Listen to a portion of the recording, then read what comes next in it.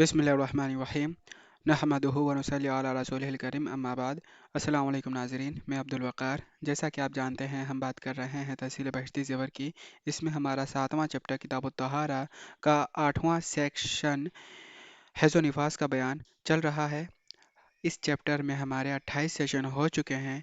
आज 29वां सेशन है। इस सेशन में हम बात करेंगे हैज़ व इस्तिहाज़ा की चंद सूरतें और अहकाम। आइए शुरू करते हैं। हैज़ व इस्तिहाज़ा की चंद सूरतें और अहकाम। मसला नंबर 10, अगर 1 या 2 दिन खून आकर बंद हो गया तो नहाना वाजिब नहीं। वज़ू करके नमाज पढ़े, लेकिन अभी सोहबत करना दुरुस्त नहीं। अगर 15 दिन गुजरने से पहले खून आ जाए तब मालूम होगा कि वो हैज़ का ज़माना था। हिसाब से हैज़ के जितने दिन होंगे उनको हैज़ समझे और अब गुस्ल करके नमाज पढ़े। और अगर पूरे 15 दिन दरमियान में गुजर गए और खून नहीं आया तो मालूम हुआ कि इस्तिहाज़ा था। सो 1 दिन या 2 दिन खून आने की वजह से जो नमाजें नहीं पढ़ीं अब उनकी क़ज़ा पढ़े। इस मसले में ये कहा गया है कि अगर 1 या 2 दिन खून आता है फिर उसके बाद रुक जाता है तो नहाने की ज़रूरत नहीं है, वज़ू करके नमाज शुरू कर दे, लेकिन अभी सौबत ना करे, क्योंकि इसका इम्कान है कि ब्लीडिंग हो सकती है और वो हैज़ में शुमार हो जाएगा। क्योंकि 2 दिन आने के बाद रुक गया तो वो हैज़ में अभी शुमार नहीं हुआ, लेकिन आने का इम्कान है। अगर 15 दिन पाकी के नहीं गुजरते, लगातार 15 दिन पाकी के नहीं गुजरते और 15 दिन गुजरने से पहले ही ब्लीडिंग हो जाती है, तब समझा जाएगा कि वो ज़माना हैज़ का था। अब ये देखें कि पिछले महीने कितने दिनों का हैज़ आया था। अगर पिछले महीने 5 दिनों का हैज़ था तो 5 दिन का हिसाब लगाए तो इस बार भी 5 दिन तक का हैज़ का ज़माना समझा जाएगा और छठे दिन से पाकी का अयाम समझा जाएगा। तो जो शुरू का 1-2 दिन का छूटा था नमाज वो क़ज़ा पढ़े, और तीसरे दिन से अगर नमाज शुरू कर दिया तो वो ठीक है, और छठे दिन से तो बिल्कुल पढ़ना ही पड़ेगा। और अभी जो आया है ब्लीडिंग जो हुआ है 15 दिन पर, यानी 10 दिन के बाद जो भी ब्लीडिंग हुई है उसकी नमाजें भी पढ़नी पड़ेंगी। वज़ू करे नमाज पढ़ता रहे, क्योंकि वो सब जो अब ब्लीडिंग हो रही है 5 दिन के बाद, जो भी ब्लीडिंग होगी, जो पिछले महीने 5 दिन का आया था, अगर 5 दिन के बाद जो भी ब्लीडिंग हो रहा है उसको इस्तिहाज़ा में शुमार किया जाएगा। और अगर 15 दिन गुजर जाता है, बाकी का अय्याम 15 दिन गुजर जाता है, शुरू के 1-2 दिन में आया ब्लीडिंग, 3 दिन नहीं हुआ, 2 दिन आया, 3 दिन से कम हुआ, और 15 दिन बाकी का अय्याम गुजर जाता है, तो पता चलता है कि वो 2 दिन जो ब्लीडिंग हुआ था वो हैज़ का नहीं था, क्योंकि हैज़ की कम से कम मुद्दत 3 दिन की है। वो हैज़ का नहीं था, उसे इस्तिहाज़ा कहेंगे और उसकी क़ज़ा भी पढ़नी पड़ेगी। मसला नंबर 11, 3 दिन हैज़ आने की आदत है, लेकिन किसी महीने में 3 दिन पूरे होने पर खून बंद नहीं हुआ तो अभी गुस्ल न करे, न नमाज पढ़े। अगर पूरे 10 दिन रात पर या उससे कम में खून बंद हो जाए तो उन सब दिनों की नमाजें मुआफ़ हैं, क़ज़ा नहीं पढ़नी पड़ेगी, और यह समझा जाएगा कि आदत बदल गई,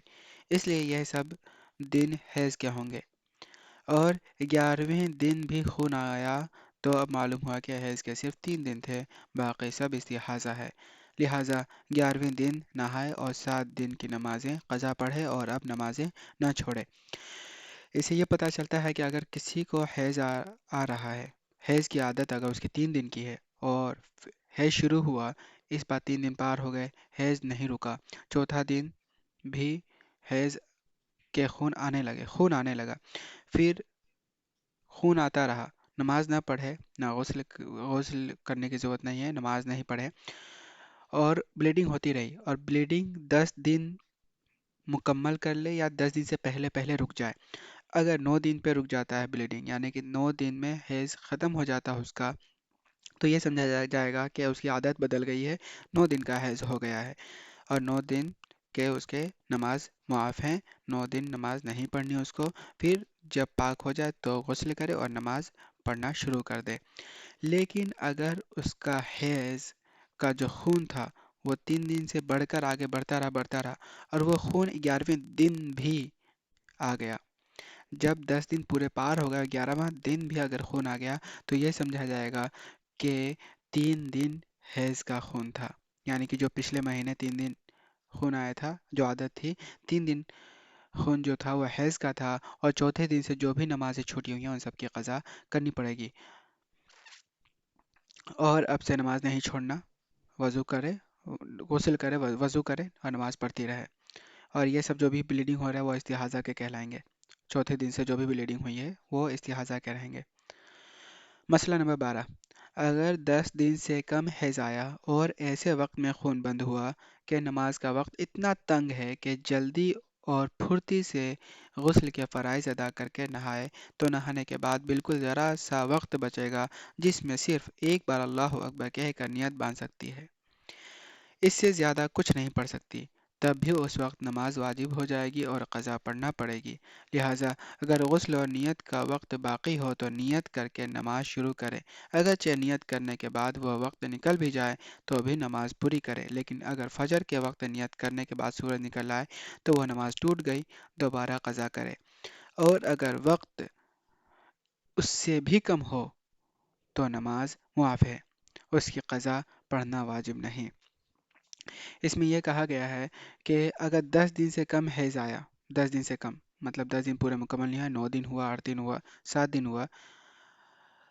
حیض آیا اور حیض 7ویں دن میں مکمل ہو رہا ہے یا 9ویں دن میں مکمل ہو رہا ہے اور خون بند ہو گیا، اور اتنا نماز کا وقت اتنا تنگ ہے، مطلب ظہر کا وقت ختم ہی ہونے والا ہے یا عصر کا وقت ختم ہونے والا ہے،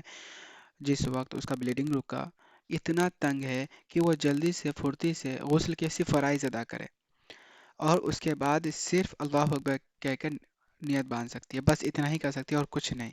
تب بھی اس پر نماز واجب ہو جائے گا اور قضا پڑھنی پڑے گی۔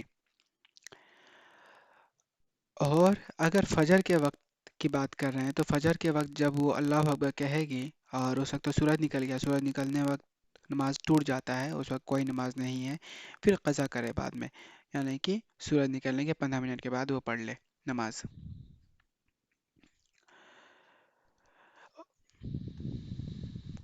اور اگر وقت اس سے بھی کم ہو، یعنی کہ غسل نہیں کر سکتی وہ، اتنا نہیں ہے وقت کہ غسل بھی نہیں کر سکتی وہ، تو نماز اس وقت معاف ہے۔ اگر پورے 10 دن رات حیض آیا اور ایسے وقت خون بند ہوا کہ صرف اتنا وقت ہے کہ ایک دفعہ اللہ اکبر کہہ سکتی ہے، اس سے زیادہ کچھ نہیں کہہ سکتی اور نہانے کی بھی گنجائش نہیں، تو بھی نماز واجب ہو جاتی ہے۔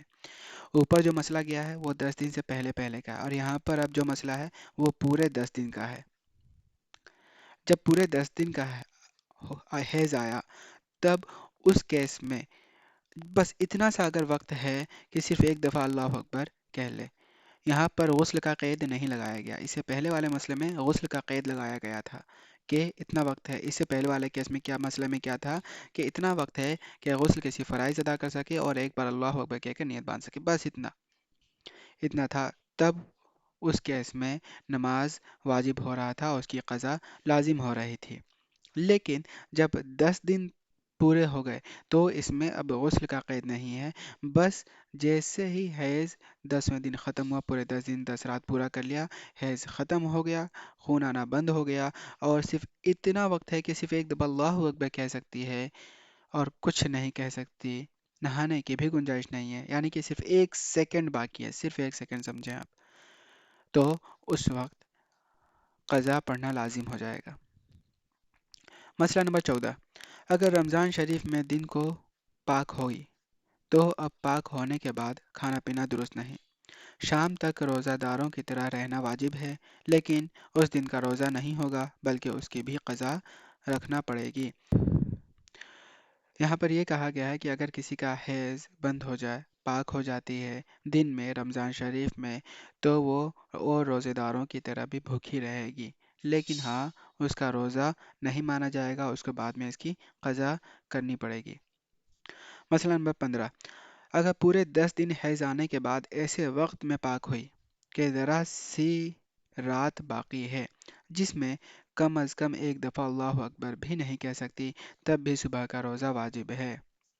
اور 10 دن سے کم حیض آنے کی صورت میں اگر اتنی رات ہے کہ پھرتی سے غسل کے فرائض پورے کر سکتی ہے لیکن غسل کے بعد ایک دفعہ بھی اللہ اکبر نہیں کہہ سکتی، تو بھی صبح کا روزہ واجب ہے۔ اگر اتنی رات باقی تھی لیکن غسل نہیں کیا تو روزہ نہ توڑے بلکہ روزے کی نیت کر لے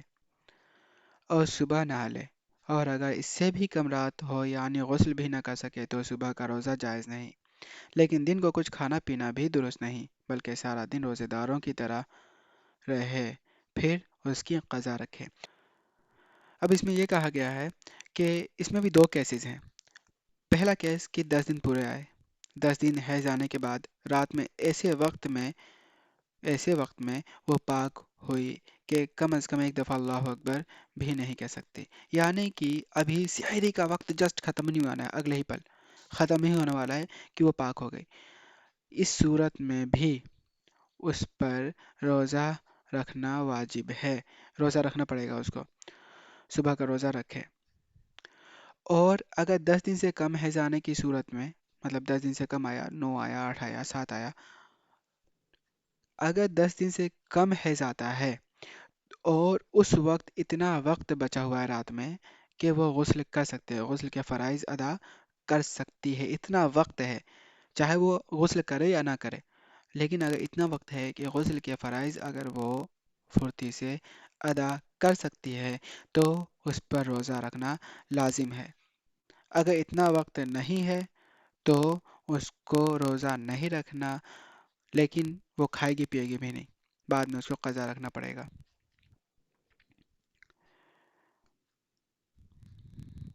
مسئلہ نمبر 16،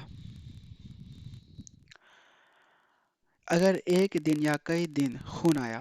پھر 15 دن سے کم پاک رہی تو اس کا کوئی اعتبار نہیں، بلکہ یہ سمجھا جائے گا کہ گویا اول سے آخر تک برابر خون جاری رہا، لہٰذا جتنے دن حیض آنے کی عادت ہو اتنے دن حیض کے ہیں، باقی سب استحاضہ ہے۔ اس کی مثال یہ ہے کہ کسی کو ہر مہینے کی پہلی، دوسری، تیسری تاریخ کو حیض آنے کا معمول ہے،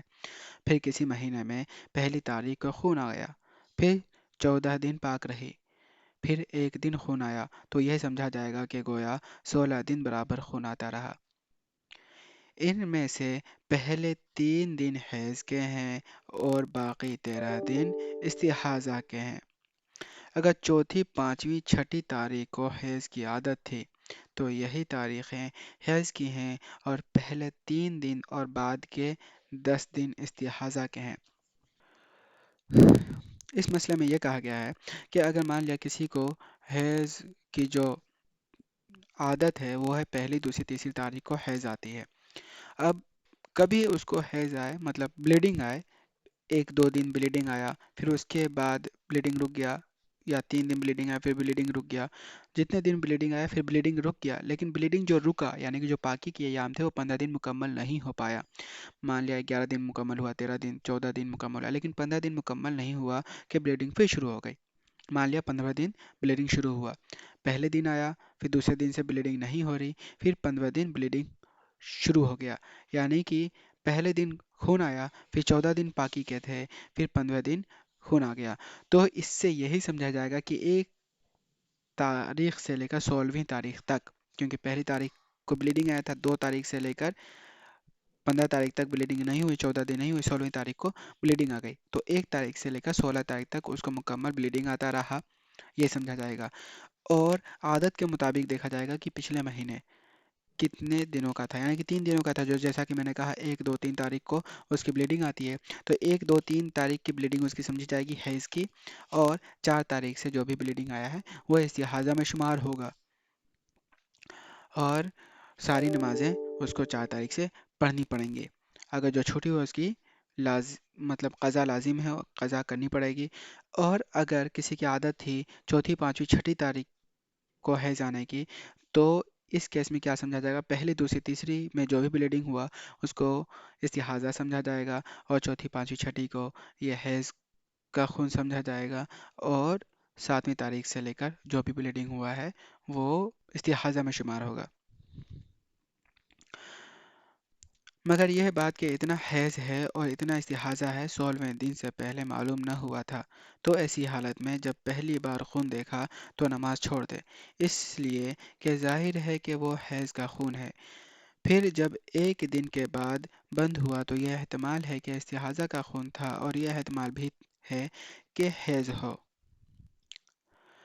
اس لیے قاعدہ کی روح سے اس دن کی نماز قضا پڑھے، پھر جب 14 روز کے بعد خون آیا تو معلوم ہوا کہ وہ پہلا خون حیض تھا، اس لیے اس وقت تک کی نمازیں نہیں ہوئیں، جن میں سے 3 دن کی معاف ہو گئیں اور 3 دن سے زائد کی قضا کرے۔ پھر دیکھنا چاہیے کہ ان 3 دن کے بعد اس نے غسل کیا تھا یا نہیں۔ اگر غسل کر کے نماز پڑھی تھی تب تو ان 13 دنوں کی نمازیں سب درست ہو گئیں، اور اگر غسل نہیں کیا تھا تو باقی 13 دنوں کی نمازیں قضا پڑھے، اور اب جو خون آ رہا ہے اس میں نماز نہ چھوڑے، غسل کر کے نماز پڑھے، اور اب وہ مستحاضہ شمار ہوگی۔ اگر اس کی کوئی عادت نہ ہو بلکہ پہلی بار خون آیا ہو تو پہلے 10 دن حیض کے ہیں اور باقی 6 دن استحاضہ ہے۔ تو ناظرین، آج کے لیے اتنا ہی۔ اگر ہمارے اس سیشن سے کوئی بھی دقت ہو، کوئی بھی سوال ہو تو آپ کمنٹ میں پوچھ سکتے ہیں۔ اللہ تعالیٰ سے دعا ہے کہ اللہ تعالیٰ ہم سب کو راہ حق پر چلنے اور اس پر استقامت کی توفیق عطا فرمائے۔ ملتے ہیں اگلے سیشن میں ناظرین۔ السلام علیکم ورحمۃ اللہ، وآخر دعوانا ان الحمد للہ رب العالمین۔